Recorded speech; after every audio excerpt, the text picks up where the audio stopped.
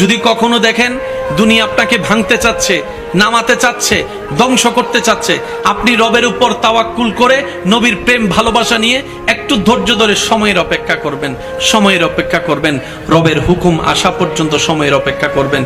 মনে রাখবেন, ভাঙ্গা জিনিসগুলাকে আল্লাহ এমন ভাবে সুন্দর করে নতুন করে সাজাবে, আপনাকে এমন সুন্দর জীবন দান করবে, যারা আপনাকে নামাতে চেয়েছিল তারা আপনি পর্যন্ত আর পৌঁছাতে পারবে না। সুবহানাল্লাহ।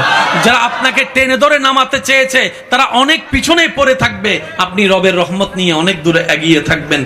মনে রাখবেন, শুধু একটু সয়ে যাবেন, একটু ধৈর্য ধরে থাকবেন, একটু সহ্য করে চুপ করে থাকবেন।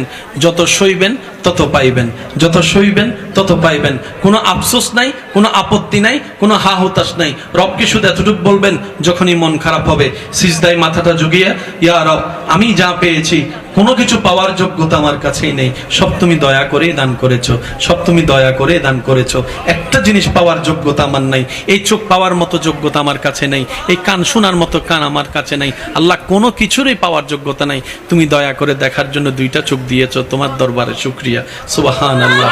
তুমি শোনার জন্য দুইটা কান দিয়েছো রব, তোমার দরবারে শুকরিয়া। কিভাবে শুকরিয়া আদায় করবো রব? আমার কাছে বাসা নাই, হাজার গুনাহ করেছি, তুমি রিজিক বন্ধ করে দাও নাই, ফজরের নামাজ পড়ি নাই, ঘুম থেকে ওঠার আগে তুমি তো আমার জন্য নাস্তার ব্যবস্থা করে দিয়েছো।